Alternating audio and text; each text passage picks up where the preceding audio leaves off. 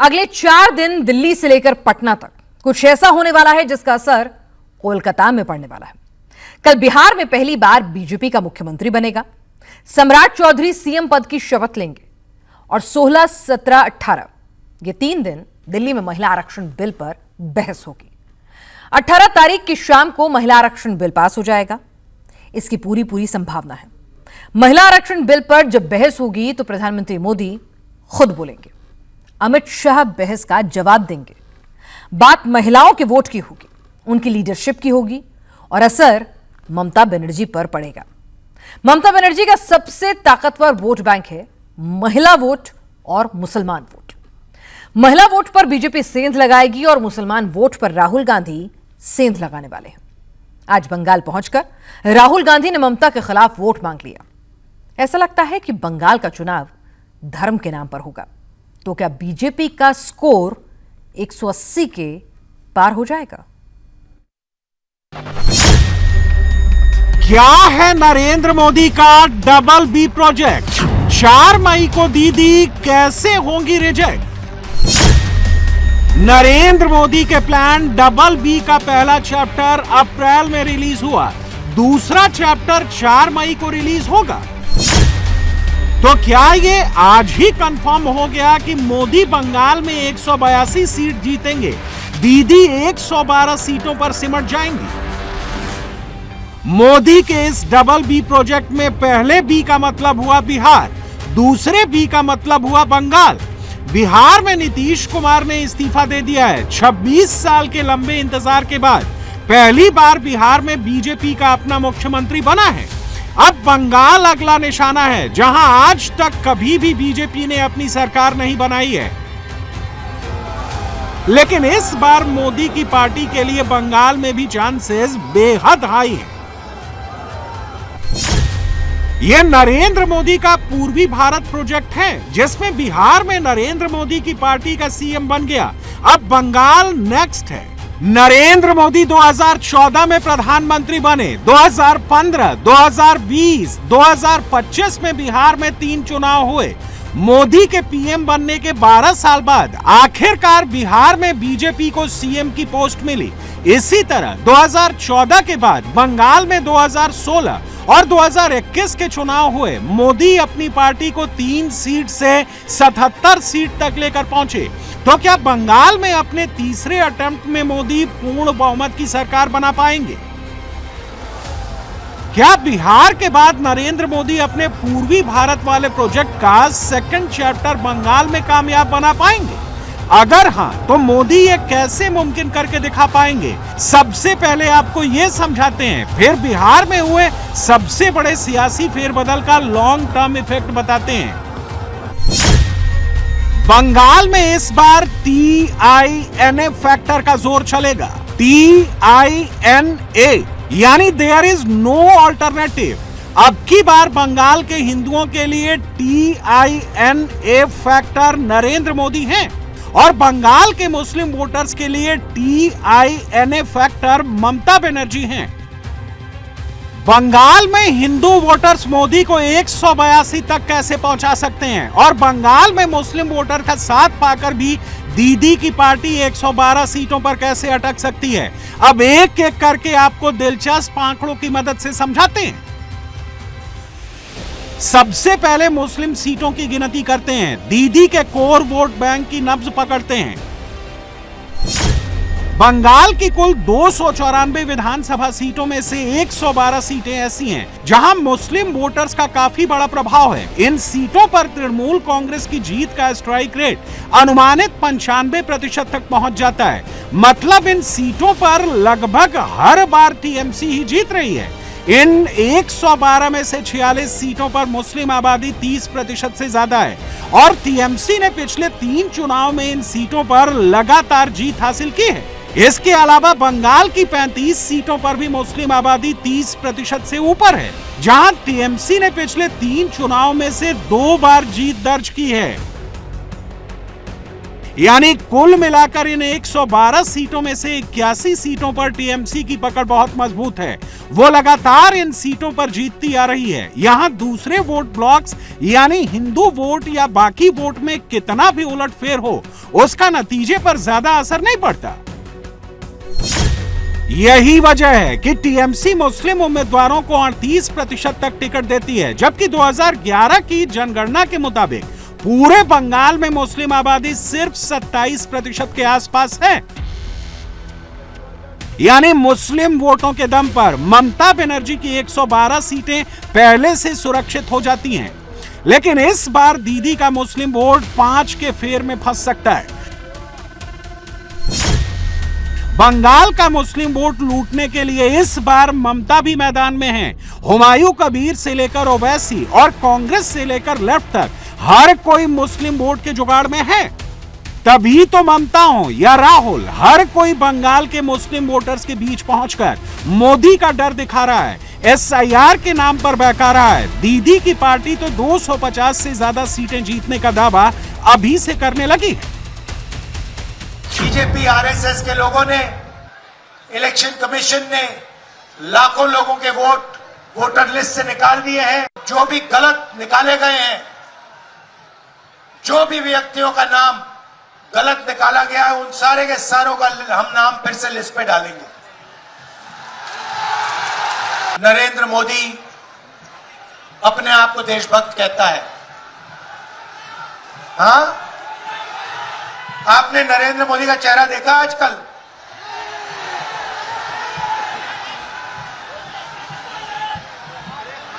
आंख में आंख नहीं मिला पाता आजकल नरेंद्र मोदी मुझसे। डरा हुआ है। मैं नहीं डरता इन लोगों से, मैं नहीं रुकता। बाकी नेता डरते होंगे, मैं नहीं डरता इससे, नरेंद्र मोदी से। उल्टा ये मुझसे डरता है, रात को ये सो नहीं पाता है, क्योंकि जानता है एक ना एक दिन कांग्रेस के बब्बर शेर, कांग्रेस के कार्यकर्ता इसको पकड़ लेंगे। नरेंद्र मोदी एसआईआर कर रहा है, वोट चोरी करवा रहा है, बेरोजगारी फैला रहा है, नफरत फैला रहा है, एक धर्म को दूसरे धर्म से लड़ा रहा है। और यहां पे बंगाल में टीएमसी अपनी जिम्मेदारी पूरी नहीं कर रही।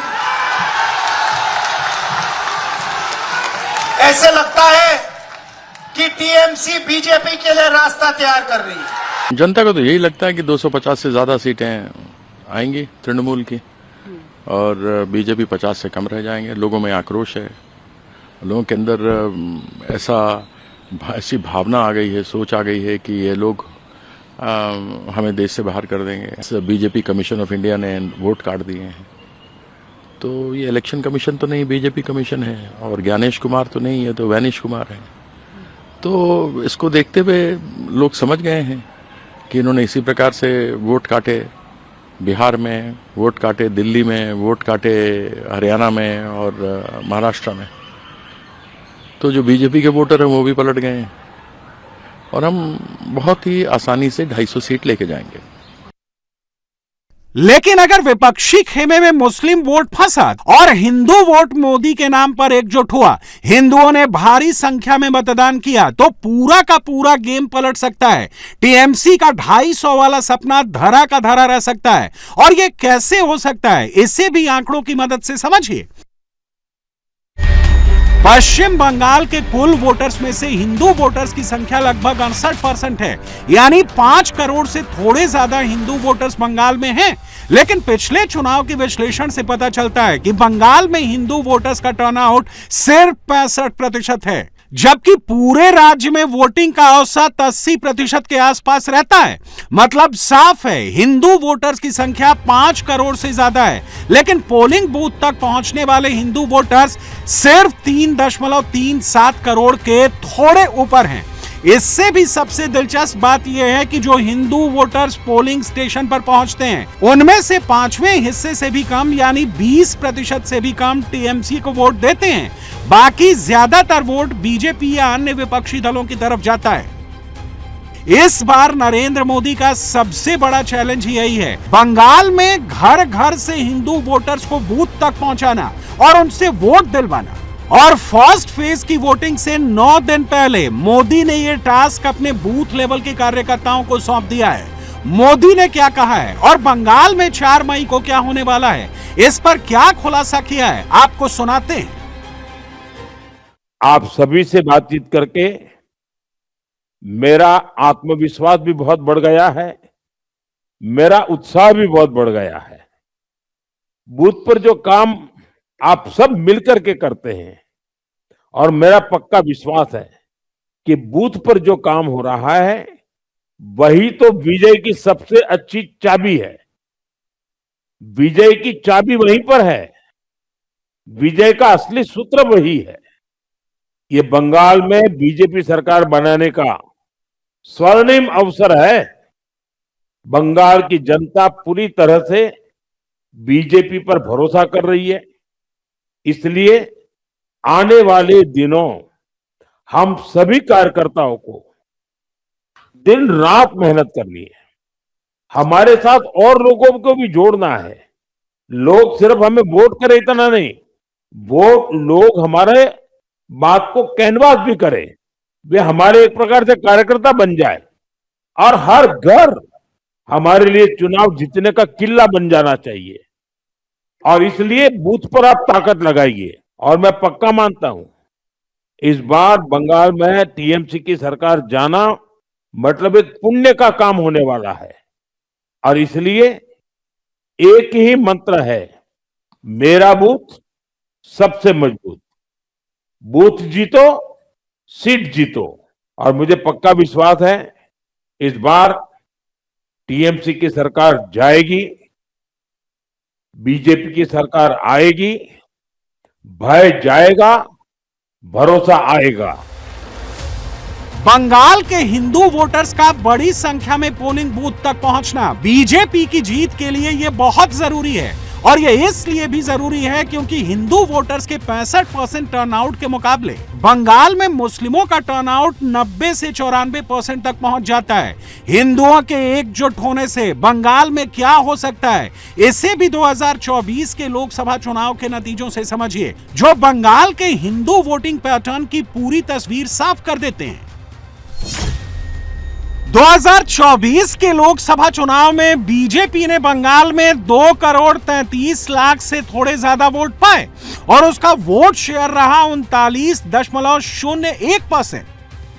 पॉलिटिकल एक्सपर्ट्स ये मानते हैं कि बीजेपी को मिले ये सारे वोट लगभग सिर्फ हिंदू वोटर्स से ही आए थे। मुस्लिम वोटर्स का बीजेपी को वोट देना ना के बराबर माना जा सकता है। अब गणित देखिए, हिंदू वोटर्स में से जो पोलिंग बूथ तक पहुंचे थे, यानी करीब 3.37 करोड़ हिंदू वोटर्स, उनमें से बीजेपी को 69% वोट मिले, मतलब 2.33 करोड़ हिंदू वोट बीजेपी की तरफ गए। इसके अलावा कांग्रेस और लेफ्ट के गठबंधन को कुल 66.45 लाख वोट मिले। पोल एक्सपर्ट्स के मुताबिक इनमें से भी करीब 70% वोट हिंदुओं के थे, यानी लगभग 46.51 लाख हिंदू वोटर्स ने कांग्रेस लेफ्ट को वोट दिया, जो कुल वोट डालने वाले हिंदुओं का 13.77% है। अब अगर इसे जोड़ दें तो बीजेपी प्लस कांग्रेस लेफ्ट को मिलाकर करीब 2.79 करोड़ हिंदू वोटर्स ने इन दलों को सपोर्ट किया। यानी जो हिंदू वोटर्स वोट डालने पहुंचे थे, उनमें से 82.77% ने या तो बीजेपी को वोट दिया या कांग्रेस लेफ्ट को। बचते हैं सिर्फ 57.87 लाख हिंदू वोटर्स, यानी कुल वोट डालने वाले हिंदुओं का महज 17.23%, जो तृणमूल कांग्रेस को गए। ये आंकड़े बहुत कुछ बता रहे हैं। हिंदू वोटर्स की संख्या तो बहुत जरूरी है, लेकिन टर्नआउट थोड़ा कम है। लेकिन जो वोट डालते हैं उनमें से 82 से 83% मुख्य रूप से बीजेपी की ही तरफ जाता है। सिर्फ 17% ही टीएमसी को मिलता है। फिर भी टीएमसी सरकार बनाए रखती है और इसकी वजह है मुस्लिम वोटर्स का बहुत बड़ा हाई टर्नआउट। और एक तरफा समर्थन। लेकिन अगर 2026 के बंगाल विधानसभा चुनाव में अगर हिंदू वोटर्स का टर्नआउट बढ़ जाए और ये 82% वाली एकजुटता बनी रहे तो बंगाल की सियासत में बड़ा उलटफेर हो सकता है। 4 मई को बंगाल में कमल खिल सकता है। ये विराट जनसभा देखकर मैं कहकर जाता हूं गजोल वालों कि 4 तारीख को दीदी को टाटा बाय बाय कहने का टाइम आ गया है। 5 मई को बंगाल में पहली बार पूर्ण बहुमत की भारतीय जनता पार्टी की सरकार बनने वाली है। भाई बहन, दीदी को बदलकर भाजपा सरकार आने का मतलब क्या है? मुख्यमंत्री बदलना ना, एमएलए बदलना ना, कुछ मंत्री बदलना ना, दीदी को बदलकर भाजपा सरकार लाने का मतलब है घुसपैठिया मुक्त पश्चिम बंगाल बनाना। एक एक घुसपैठिए को चुन चुन कर निकालने का काम भारतीय जनता पार्टी करेगी। मुझे बताओ जरा, मालदा वालों, घुसपैठिए को निकालना चाहिए या नहीं निकालना चाहिए? ये आवाज ममता तक जाएगी क्या? फिर से पूछता हूं, घुसपैठिए को निकालना चाहिए या नहीं निकालना चाहिए? अब समझ लो, 5 तारीख से सिंडिकेट वालों को हम जेल की सलाखों के पीछे डालने का काम करेंगे। जेल ये समझते हैं कि अब हमें कुछ होगा नहीं। ममता दीदी, आपके माफियाओं को कह दो 5 तारीख के बाद जो जनता का पैसा खाया है वो आना पाई के सहित बंगाल की जनता को वापिस देना पड़ेगा, वापिस देना पड़ेगा। मैं आज यहां कहकर जाता हूं, 5 तारीख को भाजपा सरकार बनने के बाद भाजपा के कार्यकर्ता की हत्या करने वाले ममता के गुंडों को पाताल से ढूंढकर जेल की सलाखों के पीछे दे दिया। बंगाल में तृणमूल कांग्रेस को लगातार 3 बार इतनी बड़ी और निर्णायक जीत दिलाने वाला सबसे बड़ा फैक्टर है मुस्लिम वोटर्स का भारी समर्थन। जो मुस्लिम वोटर पोलिंग बूथ तक पहुंचते हैं उनमें से अनुमानित 93% सीधे टीएमसी को ही वोट देते हैं। मतलब लगभग पूरा का पूरा मुस्लिम वोट बैंक एकजुट होकर एक ही पार्टी के पीछे खड़ा हो जाता है। मगर इस बार हिंदुओं का रुझान मोदी की ओर है और यह साफ साफ दिख भी रहा है, जिसने दीदी के कैंप में जबरदस्त पैनिक मचा दिया है।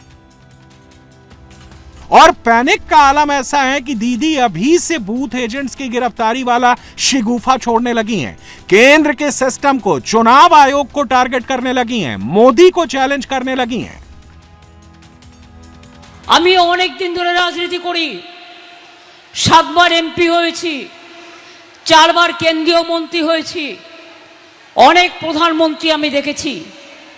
কিন্তু বিজেপি পার্টির যে সরকার, এত নির্লজ্জ সরকার, এত স্বৈরাচারী সরকার, এত দুর্নীতিগ্রস্ত সরকার, এত ডাকাতদের সরকার, এত চোরেদের সরকার, এত স্বৈরাচারী সরকার, এত মানুষ নিধনের সরকার, এত দাঙ্গা করার সরকার আমি আগে কখনো দেখিনি।